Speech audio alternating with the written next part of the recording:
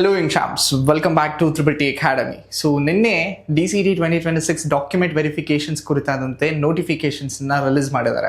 So once ಆ notification release ಆದಮೇಲೆ so complete video ನಮ್ಮ ಚಾನಲಲ್ಲಿ ಅಪ್ಲೋಡ್ ಮಾಡಿದ್ದೀವಿ. ಬಟ್ ಸ್ಟಿಲ್ ಎಷ್ಟೊಂದು ಜನ ಸ್ಟೂಡೆಂಟ್ಸು ತುಂಬ ಕನ್ಫ್ಯೂಷನ್ ಆಗ್ತಿದ್ದಾರೆ with respect to class A. So ಆ ಕುರಿತಾದಂತೆ ಕಂಪ್ಲೀಟ್ ಕ್ಲಾರಿಫಿಕೇಶನ್ಸ್ ಈ ವಿಡಿಯೋದಲ್ಲಿ ನಿಮಗೆ ಸಿಗ್ತಾ ಹೋಗುತ್ತೆ. So stay tune till the end of the video so that class A ಯಾರ್ಯಾರೆಲ್ಲ ಕ್ಲಾಸ್ ಎ ಅಂಡರಲ್ಲಿ ಬರ್ತಾರೆ, ಕ್ಲಾಸ್ ಎ ಅಂದರೆ ಏನು, ಕ್ಲಾಸ್ ಎ ತೊಗೊಂಡಿರೋರು ಯಾರು ಡಾಕ್ಯುಮೆಂಟ್ ವೆರಿಫಿಕೇಷನ್ಸ್ಗೆ ಹೋಗಬೇಕು, ಯಾವ ಸಿನಾರಿಯೋದಲ್ಲಿ ನೀವು ಡಾಕ್ಯುಮೆಂಟ್ ವೆರಿಫಿಕೇಷನ್ಸ್ಗೆ ಹೋಗಬೇಕು, ಕಂಪ್ಲೀಟ್ ಡೀಟೇಲ್ ಕ್ಲಾರಿಫಿಕೇಷನ್ಸ್ ಈ ವಿಡಿಯೋದಲ್ಲಿ ನಿಮಗೆ ಸಿಗ್ತಾ ಹೋಗುತ್ತೆ. So without further delay let's dive into this. So first of foremost things ನೀವು ಅರ್ಥ ಮಾಡ್ಕೊಬೇಕಾಗಿರೋದು, ನಿನ್ನೆ ಈ ಒಂದು ನೋಟಿಫಿಕೇಶನ್ ರಿಲೀಸ್ ಆಗಿದೆ. According to this notifications there are 3 conditions. ಏನು, ಫಸ್ಟ್ ಯಾರೆಲ್ಲ ಕ್ಲಾಸ್ ಬಿ ಇಂದ ಕ್ಲಾಸ್ ಓವರೆಗೂ ಕ್ಲೈಮ್ ಮಾಡಿದಾರೋ, such as class B, C, D, E, F till ಓವರೆಗೂ ಚೂಸ್ ಮಾಡಿದಾರೋ ಡ್ಯೂರಿಂಗ್ ದೇರ್ ಅಪ್ಲಿಕೇಶನ್ ಟೈಮ್, ಅವರು ಡಾಕ್ಯುಮೆಂಟ್ ವೆರಿಫಿಕೇಷನ್ಸ್ಗೆ ಹೋಗಬೇಕು. ಆ್ಯಂಡ್ ದೆನ್ ಯಾರೆಲ್ಲ ಕ್ಲಾಸ್ ಎನ ಚೂಸ್ ಮಾಡಿ ಡಿಪ್ಲೊಮಾ ಮಾತ್ರ ಬೇರೆ means out of Karnataka study ಮಾಡಿದರೆ ಅವ್ರು ಹೋಗಬೇಕು. ಸೊ ಎಷ್ಟೊಂದು ಜನ ಸ್ಟೂಡೆಂಟ್ಸು ಇಲ್ಲಿ ನೀವು ಕನ್ಫ್ಯೂಷನ್ ಆಗ್ತಿದ್ದೀರಾ, ಸರ್ ಕ್ಲಾಸ್ ಎ ಅಂತ ಮೆನ್ಷನ್ ಮಾಡಿದ್ದಾರೆ, ಸೊ ನಾ ಏನು ಮಾಡಬೇಕು ಅಂತ. ಸೊ ಇದ್ರ ಕುರಿತಾದಂತೆ ಕಂಪ್ಲೀಟ್ ಕ್ಲಾರಿಫಿಕೇಶನ್ಸ್ ಈ ವಿಡಿಯೋದಲ್ಲಿ ನಿಮಗೆ ಸಿಗ್ತಾ ಹೋಗುತ್ತೆ. First and foremost things, class A ಅಂದರೆ ಏನು ಅಂತ ತಿಳ್ಕೊತಾ ಹೋಗೋಣ. So according to class A ಏನು ಹೇಳುತ್ತೆ, the candidate should have studied and passed in one or more government or government recognized educational institutions located in the state of Karnataka for a minimum period of 7 academic year commencing from first standard to final year diploma as on 1st July of the year in which the entrance exam is held, and must have appeared and passed either SSLC or 10th standard or diploma all semester in from the Karnataka state.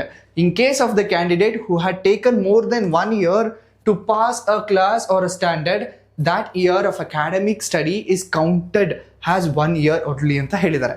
So class 1 ಏನು ಹೇಳಿದ್ದಾರೆ, so ನೀವು minimum 7 years ಕರ್ನಾಟಕದಲ್ಲಿ study ಮಾಡಿದರೆ, that includes ನಿಮ್ಮ 10th standard ಅಥವಾ ನಿಮ್ಮ diploma all semester.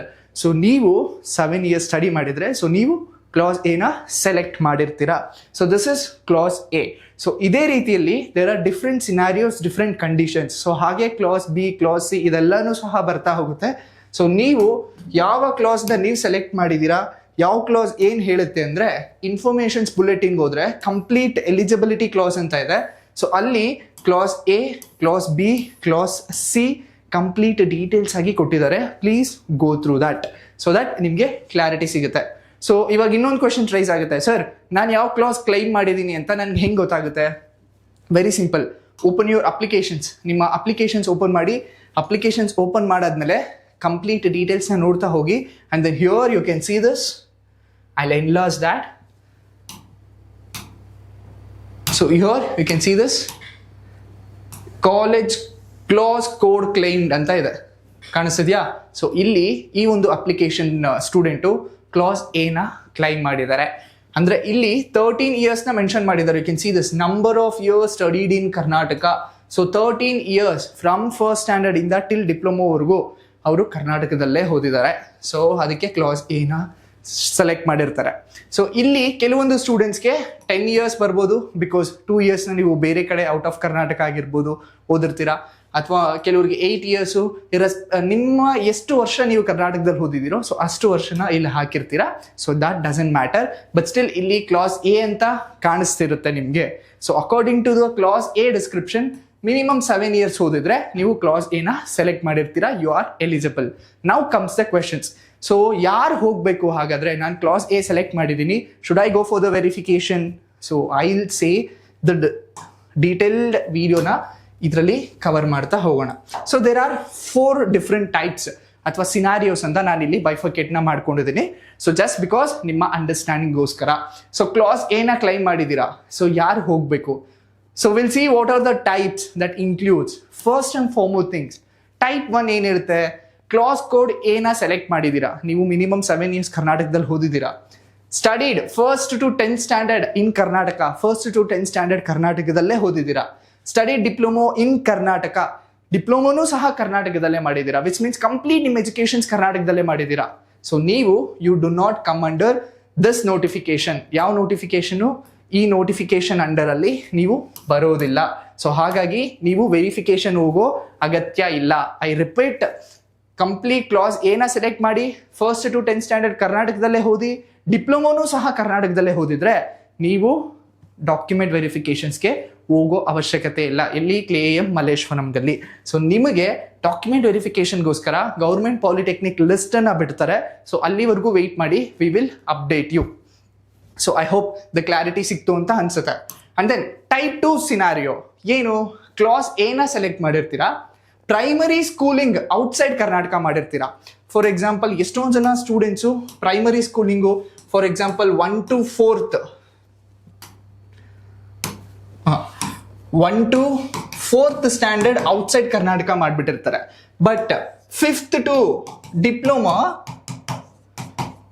ಅವರು ಕರ್ನಾಟಕದಲ್ಲೇ ಓದಿರ್ತಾರೆ. ಸೊ ನೀವು ಸಹ ಕ್ಲಾಸ್ ಏನೇ ಸೆಲೆಕ್ಟ್ ಮಾಡಿರ್ತೀರಾ, ಮಿನಿಮಮ್ 7 years ಸಹ ಓದಿರ್ತೀರಾ. ಸೊ ನೀವು ಹೋಗ್ಬೇಕಾ ಡಾಕ್ಯುಮೆಂಟ್ ವೆರಿಫಿಕೇಶನ್ಸ್ಗೆ? You do not come under this notification. ಅಂದರೆ ರೀಸೆಂಟಾಗಿ ರಿಲೀಸ್ ಮಾಡಿರೋ ನೋಟಿಫಿಕೇಶನ್ ಕೆಳಗಡೆ ನೀವು ಬರೋದಿಲ್ಲ. ಸೊ ಹಾಗಾಗಿ ನೀವು ಡಾಕ್ಯುಮೆಂಟ್ ವೆರಿಫಿಕೇಶನ್ಸ್ಗೆ ಹೋಗೋ ಅಗತ್ಯ ಇಲ್ಲ. So this is type 2. The next one is type 3. So ಯಾರು ಟೈಪ್ 3 ಬರ್ತಾರೆ? ಕ್ಲಾಸ್ ಎ ಸೆಲೆಕ್ಟ್ ಮಾಡಿರ್ತಾರೆ, studied diploma outside Karnataka. So class ಎನ ಸೆಲೆಕ್ಟ್ ಮಾಡಿರ್ತೀರಾ. ಸೊ ಮಿನಿಮಮ್ 7 years ಕರ್ನಾಟಕದಲ್ಲೇ ಮಾಡಿರ್ತೀರಾ. ಬಟ್ ಡಿಪ್ಲೊಮೋನ ಮಾತ್ರ ಔಟ್ಸೈಡ್ ಕರ್ನಾಟಕ ಮಾಡಿರ್ತೀರಾ, ಸಚ್ ಆಸ್ ಬೇರೆ ಬೇರೆ ಸ್ಟೇಟಲ್ಲಿ ಮಾಡಿರ್ತೀರಾ. ಸೊ ನೀವು ಡಾಕ್ಯುಮೆಂಟ್ ವೆರಿಫಿಕೇಶನ್ಸ್ಗೆ ಹೋಗಲೇಬೇಕು. ಎಲ್ಲಿ? ದಟ್ ಇಸ್ KA ಮಲ್ಲೇಶ್ವರಂಗೆ ಹೋಗಬೇಕು. ಆನ್ 15th ಅಥವಾ 16th ಅಥವಾ 17th ಹೋಗಿ ವೆರಿಫಿಕೇಶನ್ಸ್ನ ಮಾಡಿಸ್ಕೊಬೇಕು. This is type 3. And then type 4 ಬರುತ್ತೆ. ಸೊ ಏನು type 4? This is also according to notifications.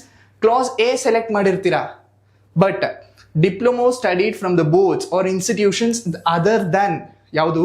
DTE ಬೋರ್ಡಿಂದ ಆಗಿರ್ಬೋದು, that is department of technical education, GTTC government tools room and training centre, or CPIT or department of handlooms and textile.